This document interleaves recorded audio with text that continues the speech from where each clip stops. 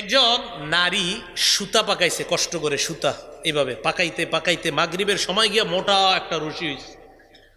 মাগরিব পর্যন্ত এই রশি বানানোর পর মাগরিবের নামাজ পইরা আপনি বাসা গেছেন, মসজিদ থেকে গিয়া দেখেন সব টুকরা টুকরা করে ফেলছে। তো সারাদিন রশি দিয়ে পাকাইলো, এটা লাভ হইল কি? কষ্ট করে যে রশি দিয়া এইভাবে সুতা পাকায়া মোটা রশি বানাইলো, মাগরিবের পরে সব ছিঁড়ে ফেললো, রশি বানায়া কোনো লাভ হইছে?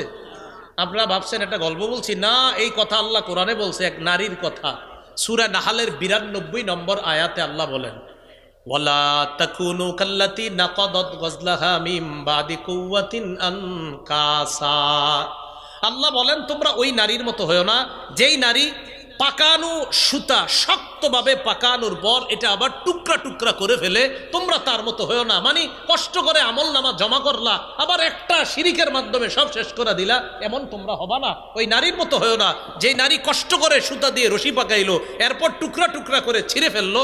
তোমরা ওই নারীর মতো হয়ো না, মানে আমার বান্দা আমল নামা যা জমা করো এটা ধরে রাখো।